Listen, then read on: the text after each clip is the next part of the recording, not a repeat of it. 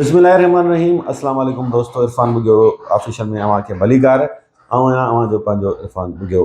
सिंध जी सियासी सूरत हाल जो जाइज़ो वठंदासीं। इलेक्शन गुज़री, उनखां पोइ GDA जेका असेंबली खां ॿाहिरि सभ खां वॾी अपोज़िशन आहे, बल्कि हाणे त अपोज़िशन जो नालो निशानी कोन्हे सिंध में, उन तरफ़ां इलेक्शन जे रिज़ल्ट्स खे रद्द कयो वियो। वॾी एहतजाजी तहरीक शुरू करण जो ऐलान कयो वियो। शुरू में लॻो पिए त तमामु वॾी तहरीक हिकिड़ी शुरू थियण वारी आहे, छाकाणि त हैदराबाद जी मोर में GDA तरफ़ां जेके धरना हया विया, लखनि जे अंग में माण्हुनि शिरकत कई। पीपुल्स पार्टी लाइ सख़्तु परेशानी जी सूरत हाल पैदा थी, पर पोइ छा थियो जो मुकमिल माठार छांइजी वई। आख़िर उहो कहिड़ो सबबु आहे जो GDA हिन वक़्तु मुकमिल माठार जो शिकार थी वई आहे? छा पीपुल्स पार्टी, GDA ऐं जेके मुक़्तदर धुरियूं आहिनि, जेके वाघ धणी आहिनि, जेके इस्टेब्लिशमेंट चइजे थो, उन में कुझु मामला तइ थिया आहिनि। इन समूरी सूरत हाल जो जाइज़ो वठंदासीं।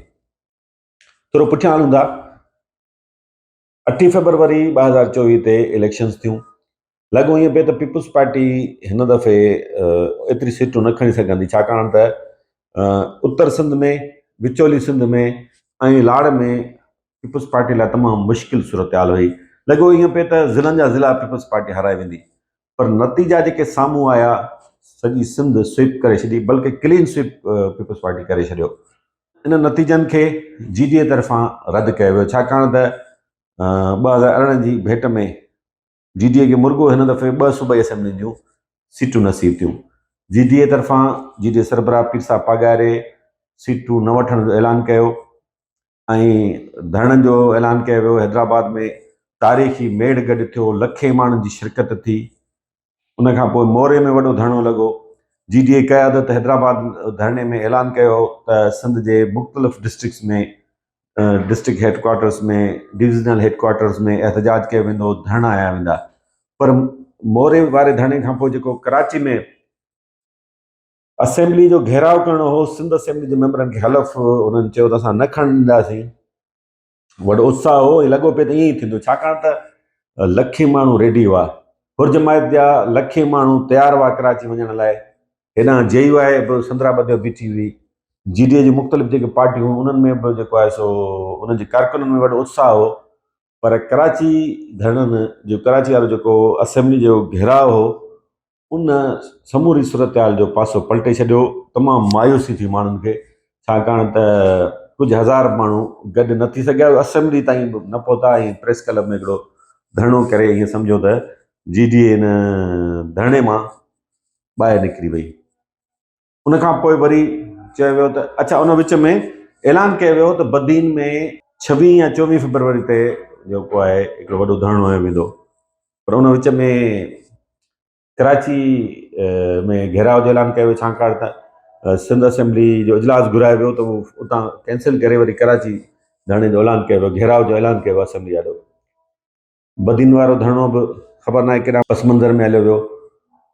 कराची वारे जेका नाकाम एहतजाज हो, उनखां पोइ असांखे ईअं लॻे पियो त GDA मुकमिल तौरु माठार जो शिकार थी चुकी आहे। हाणे मथां रमज़ान शरीफ़ शुरू थियण वारो आहे।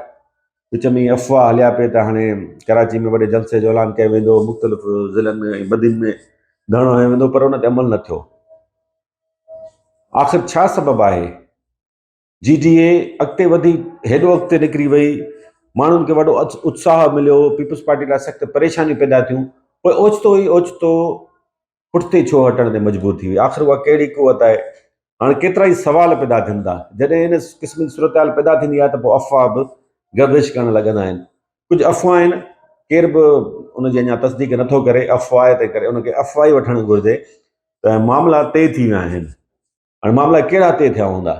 इलेक्शन त अचणी कोन्हे, इलेक्शन में त अञा टाइम पियो आहे। जॾहिं बि 2 सालनि खां पोइ, साल खां पोइ या 5 सालनि खां पोइ एसे ताईं छा GDA जूं पार्टियूं इंतज़ारु कंदियूं?